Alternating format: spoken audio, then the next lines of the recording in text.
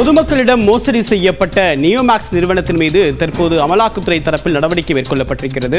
121 கோடியே 80 லட்சம் ரூபாய் மதிப்பிலான சொத்துக்கள் முடக்கப்பட்டிருப்பதாக அண்மை தகவல் வெளியாகியிருக்கிறது. விவரங்களுடன் நம்முடைய சிறப்பு செய்தியாளர் கோகுல் விவரம் என்ன? நியோமேக்ஸ் என்ற தனியார் நிதி நிறுவனத்துடைய சொத்துக்களை அமலாக்கத்துறை முடக்கி நடவடிக்கை எடுத்திருக்கிறது. இந்த நிதி நிறுவனமானது அதிக வட்டி தருவதாக கூறி கிட்டத்தட்ட ஆயிரக்கணக்கானோருக்கும் மேற்பட்டவர்களை மோசடி செய்து ஏமாற்றியதாக ஏற்கனவே புகார் இருக்கக்கூடிய நிலையில சட்டவிரோதமாக பணப்பரிமாற்றம் இந்த நிறுவனத்தில் நடந்திருப்பதாக அமலாக்கத்துறையும் வழக்கு பதிவு செய்திருக்கிறது.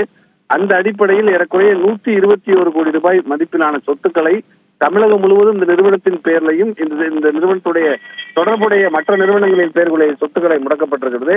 தற்போது இந்த சொத்துக்களுடைய மதிப்பு சுமார் 600 கோடி ரூபாய் இருக்கும் என்றும் அமலாக்கத்துறை தரப்பில் தெரிவிக்கப்பட்டிருக்கிறது. ஏற்கனவே பொருளாதார குற்றப்பிரிவு போலீசார் இந்த நிதி நிறுவன மோசடி குறித்து வழக்குகளை பதிவு செய்து வங்கி கணக்குகள் எல்லாம் முடக்கியிருக்கக்கூடிய நிலையில் அமலாக்கத்துறையும் ஏறக்குறைய தற்போதைய சந்தை மதிப்பான 600 கோடி ரூபாய் சொத்துக்களை முடக்கி நடவடிக்கை எடுத்திருப்பது குறிப்பிடத்தக்கது.